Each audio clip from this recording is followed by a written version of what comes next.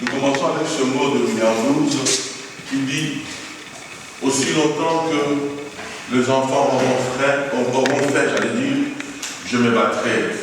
Aussi longtemps que les hommes iront en prison sans raison, je me battrai. Aussi longtemps qu'il y aura des esclaves, je me battrai. Aussi longtemps qu'il y aura de filles qui vont se prostituer, je me battrai. » Ça, c'est le mot de William Booth. We beginnen dan ook met het stichterslied. We hebben het net al gehoord, lied 1. We zingen het eerste en het zevende couplet volgens mij. On va chanter le chant numéro 1, le chant fondateur, le premier.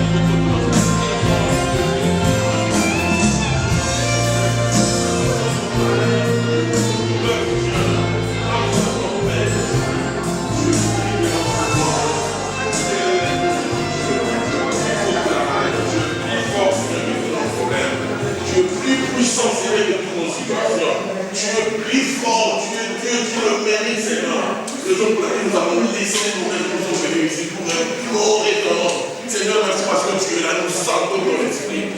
Tu es là, tu prends le contrôle de nos problèmes, de nos maladies, de nos dossiers, de nos situations, de nos plaies, de nos douleurs. Tu es là, Jésus, tu es là. Tu es là, tu veux faire quelque chose de spécial pour nous. Tu es là, Seigneur. Tu l'as fait, Seigneur. Tu as combattu le mal, tu as combattu la mort, la douleur, la souffrance, l'injustice. Les problèmes, Seigneur, tu as vécu le mort.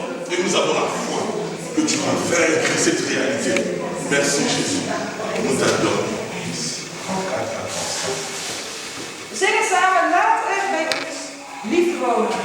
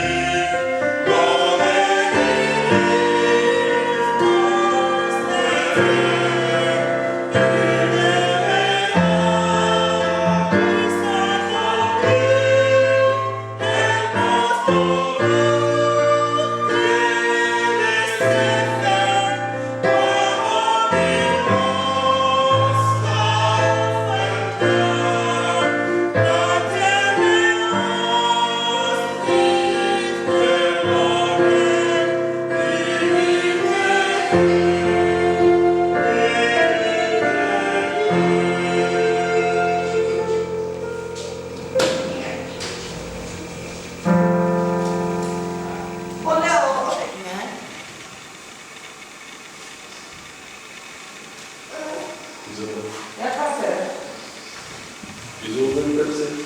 Eén vers, maar hij gaat verder. Het is maar een deel. Als ik mijn levensdagmaat kan voltooien en de opdracht uitvoeren die ik van de Heer Jezus ontvangen heb, getuige van het evangelie van God genade. Ja, dat was de opdracht. De opdracht uitvoeren die we van de Heer Jezus ontvangen hebben. Yeah.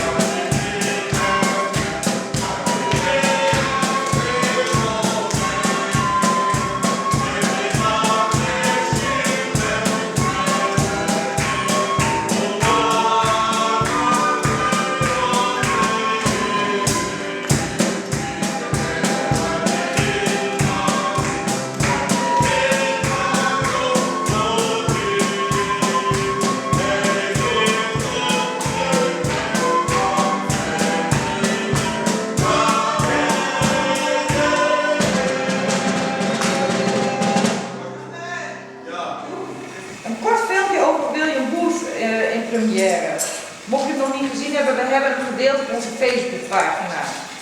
Il y a quelques semaines, il y a un court-métrage qui est à Paris, qui a été diffusé en première sur YouTube.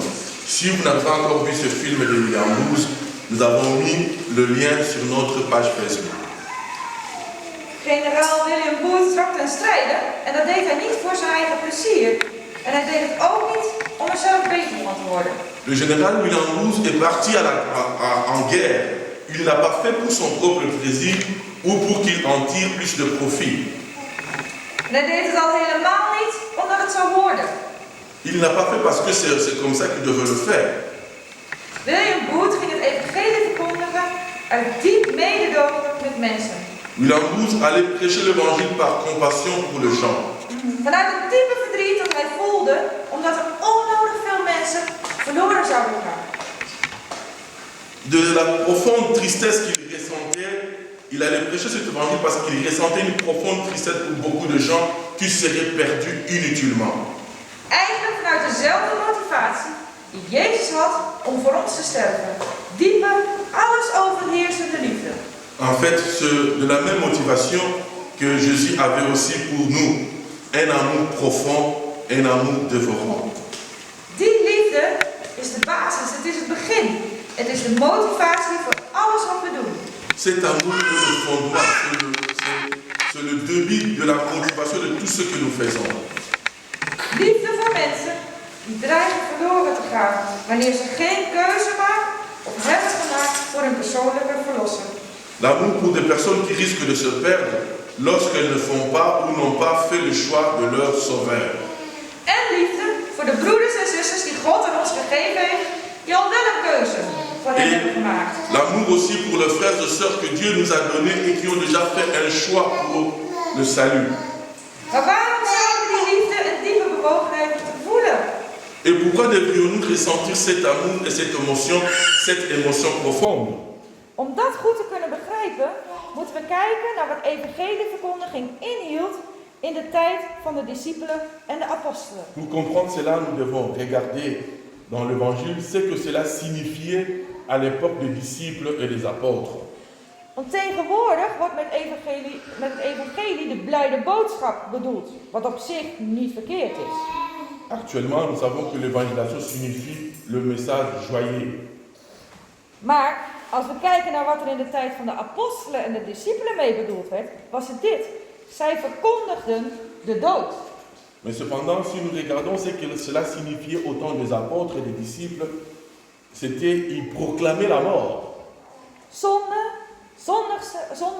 Zondig zijn, het nodig hebben om gered te worden, omdat we als mensen zondigen en daarmee de toegang tot God verspeeld hebben, zijn zelfs onder christenen vandaag de dag vieze woorden geworden. Le péché, le fait d'être pécheur, le fait d'avoir besoin d'être sauvé parce que nous, en tant qu'êtres humains, péchons et perdons ainsi l'accès à Dieu et sont devenus des mots presque grossiers même chez les chrétiens d'aujourd'hui. Zelfs van mede-christenen hoor je vaak, nee, ik kan het niet geloven dat God mensen die niet geloven, maar die veel goeds doen voor hun medemens, verloren laat gaan. Dat is niet fair. Et nous l'entendons même aujourd'hui parmi les chrétiens qui disent « Non, je ne peux pas croire que Dieu perd des gens qui ne croient pas, même ceux qui font beaucoup de bien à leurs semblables. Ce n'est pas juste. » Maar wanneer wij dat gaan geloven, zetten wij op de eerste plaats Gods eigen woorden radicaal aan de kant. Et si nous regardons les choses de cette façon, premièrement, nous prenons les paroles de Dieu d'un côté très radical. Ten tweede trekken we de noodzaak van de redding in twijfel. Et en deuxième point, nous remettons en question la nécessité du salut. En als derde zullen wij aan de hand van iemands goede werken zelf dan wel beoordelen of iemand geschikt is om toegelaten te worden tot de Vader. Et puis, en troisième position, nous faisons, c'est comme sous forme d'un jugement, et nous disons, est-ce que quelqu'un qui est apte à être admis auprès du Père sur la base de donner de bonnes œuvres de quelqu'un d'autre, c'est-à-dire quelqu'un peut être accepté par Dieu parce qu'il y a quelqu'un qui a fait de bonnes œuvres. Met dat we op de stoel van God gaan zitten en Gods eigen woorden in twijfel gaan trekken, maken we ook de uitzendopdracht die Jezus gaf. Ga dan heen en maakt alle volken tot mijn discipelen, uit Mattheüs 28 vers 18, volkomen overbodig. Ok, Et en nous essayant sur la chaise de Dieu, en prenant la place de Dieu, en remettant en question les propres paroles de Dieu, nous rendons également complètement inutile la mission que Jésus avait donnée dans Matthieu 28, 18. Allez, faites de toutes les nations mes disciples. Sterker nog, was je nog? Ja, Sterker nog, we maken Jezus' kruisiging en dood overbodig. Donc en fait, nous rendons la crucifixion, j'allais dire, et la mort de Jésus inutile. Jezus zelf zei, ik ben gekomen voor hen die mij nodig hebben. Jésus lui-même a dit, je suis venu pour ceux qui ont besoin de moi. William Booth deed hetzelfde. William Booth a fait aussi de même. Hij ging op zoek naar mensen die redding nodig hadden. Il est allé chercher les gens qui avaient besoin de salut. En waarom? Omdat de mensen die in die tijd in Londen in de kerk zaten, diegenen uitsloten die weinig of niets hadden. Et pourquoi il avait fait? Parce que ces gens-là, à l'époque, à l'église, on ne les acceptait pas à l'église parce qu'ils étaient soit pauvres ou ils avaient presque rien. Heb jij het nodig om gered te worden? Heb ik het nodig om gered te worden? Om bevrijd te worden van mijn zonde? Avez-vous besoin d'être sauvé? Dois-je être sauvé? Oui, j'ai besoin d'être sauvé, d'être délivré de mes péchés. Ja, ik heb het nodig om gered te worden. Ik heb het nodig om bevrijd te worden van mijn zonde. En ik hoop dat ook jij ja als antwoord geeft op de vraag of je het nodig hebt om gered te worden. Oui, j'ai besoin d'être délivré de mes péchés, d'être sauvé.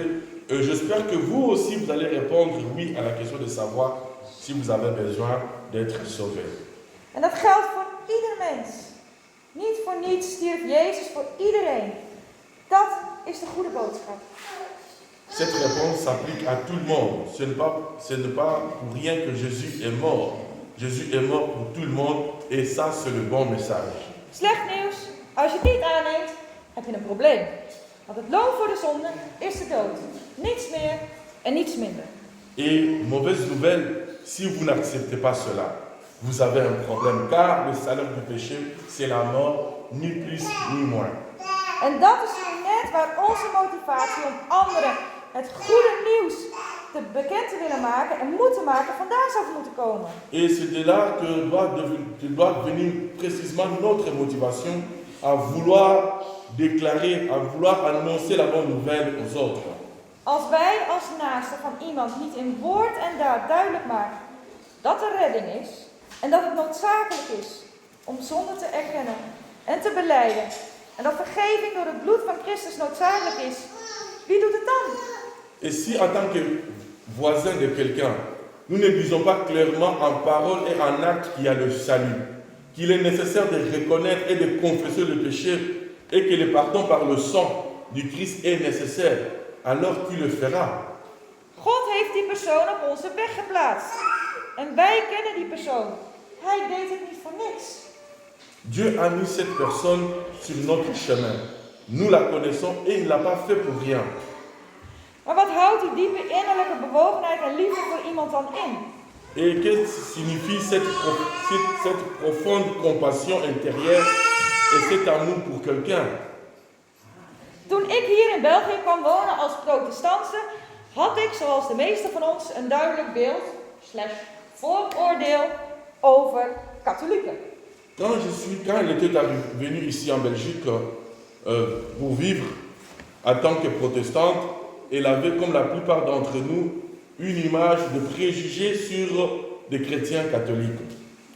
Maar toen God mij duidelijk maakte dat hij mij hier in België had geplaatst om het evangelie te verkondigen, et lorsque Dieu lui a dit clairement qu'elle était placée ici en Belgique pour prêcher l'évangile, kwam er tegelijkertijd het besef dat ik nooit iemand zou kunnen bereiken zonder een lief te hebben. Elle a réalisé en même temps qu'elle ne pourrait jamais atteindre personne sans l'aimer.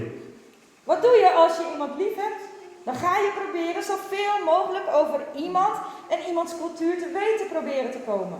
Et qu'est-ce que tu fais quand tu aimes quelqu'un? Vous chercherez d'abord à savoir le plus de lui et aussi à connaître sa culture. Waarom? Pourquoi? Hier in België is het katholicisme en haar gedachtegoed diep geworteld in de cultuur. Et ici en Belgique, c'est plus le catholicisme et ses idées sont profondément enracinées dans la culture. Om mensen om ons heen te kunnen bereiken, moeten we in de eerste plaats hun cultuur gaan begrijpen. Pour pouvoir toucher les gens qui nous entourent, nous devons comprendre bien leur culture. We moeten hun cultuur leren kennen, want dan weten we ook wat belangrijk is voor mensen. Car nous savons que c'est vraiment important de comprendre ce que ces gens-là sont. Dat wat zij van jongs af aan geleerd hebben afwijzen, brengt ons niet dichter bij hun. Et ce qu'ils ont appris, par exemple, à ne pas accepter, à rejeter de leur plus jeune âge, ne va pas nous rapprocher d'eux. Je verspeelt eerder de kans om iemand ooit nog te bereiken. Et là, vous perdez plus la chance de pouvoir toucher quelqu'un. Maar wanneer je arm in arm met iemand op stap gaat, ga je laten zien door je daden dat er nog iets anders is. Et cependant, lorsque vous sautez avec quelqu'un, vous le touchez, vous le tenez bras dessus, bras dessous, là, vous vous montrez par vos actions qu'il y a possibilité. Wanneer je met iemand mee gaat lopen en oprechte liefde en belangstelling hebt voor iemand, creëer je de mogelijkheid om iemand iets nieuws te laten zien. Et lorsque vous marchez avec quelqu'un et que vous avez un amour et un intérêt sincère pour quelqu'un, vous créez l'occasion de montrer à cette personne quelque chose de nouveau. Zo creëer je de mogelijkheid om iemand te bereiken. Vous créez l'opportunité d'atteindre quelqu'un. Omdat die persoon ook interesse in jou en in jouw leefwereld krijgt. Et parce que cette personne va devoir aussi s'intéresser à toi et à ton environnement. Met onze winkel proberen we mensen te helpen die het minder breed hebben. Ma propre norme doit être le facteur décisif. Je ne veux pas des lunettes avec un morceau manquant, c'est parce que c'est dangereux. Je n'ai pas besoin. Ja, de bank staat ook nog. Je n'ai pas besoin d'un canapé affaissé qui est déjà presque détruit ou qui a plus de taches. Alors, autant garder cette vieille dans mon salon.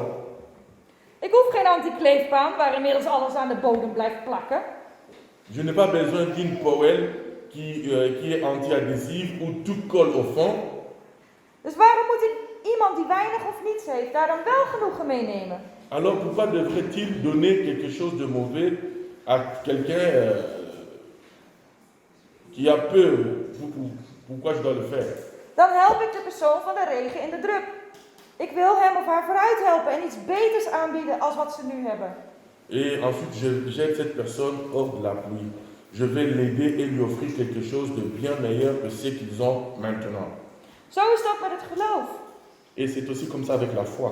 Wij hebben iets fantastisch gekregen. Nous avons reçu quelque chose de très fantastique.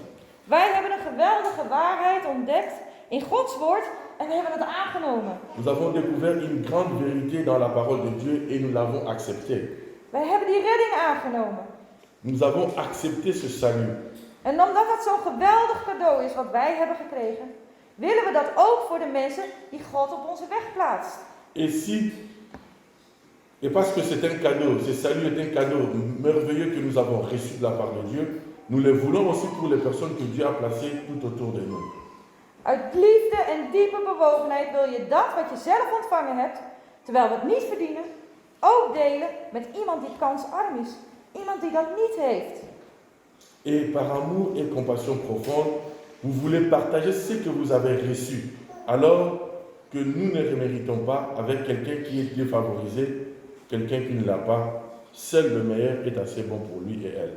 Alleen het beste is goed genoeg voor hem of haar die God op mijn weg plaatst.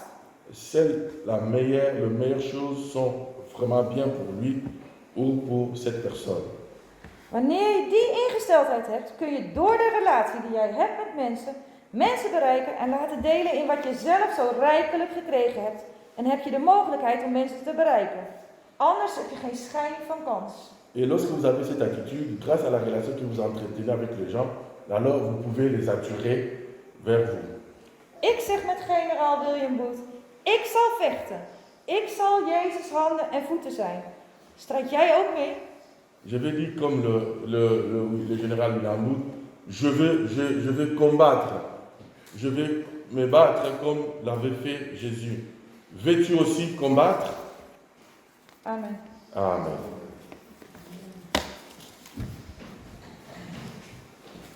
We bidden samen door het zingen van lied 359.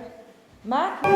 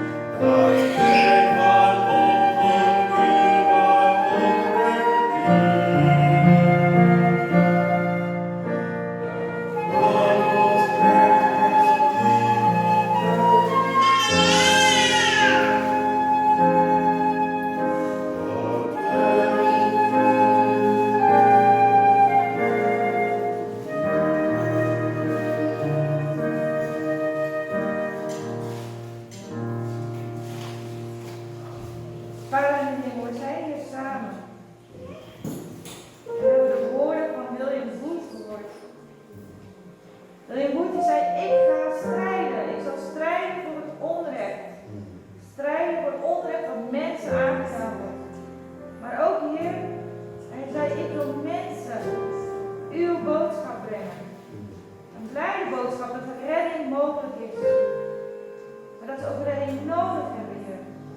Dat je ook bij ons het diepe besef doen doordringen. Dat we u nodig hebben. Dat we uw redding nodig hebben. En dat ook de mensen om ons heen, die u op ons pad plaatst, u nodig hebben. Elk moment van hun leven, Heer, en dat het noodzakelijk is om een keuze te maken voor u. Help ons, Heer, om daar te zijn voor de naasten om ons heen, op elk moment van ons leven. Dat wij mensen van u gaan vertellen. Heer, wij hebben allemaal stuk voor stuk de opdracht gekregen van uw Zoon. Om hij op uit te trekken en alle volken tot discipelen van u te maken. Geef, Heer, dat wij die opdracht serieus nemen. Dat we al onze naasten zo met uw liefde gaan benaderen. En gaan zien door de ogen van u. En dat we hun gaan vertellen wie u bent. Heer, als wij dit doen, het zal niet goed doen. Geef ons de kracht om anderen van u te vertellen. Elk moment van ons leven. Vraag u in Jezus' naam. Amen.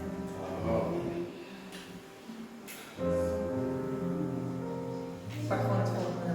Het is al vrijdag.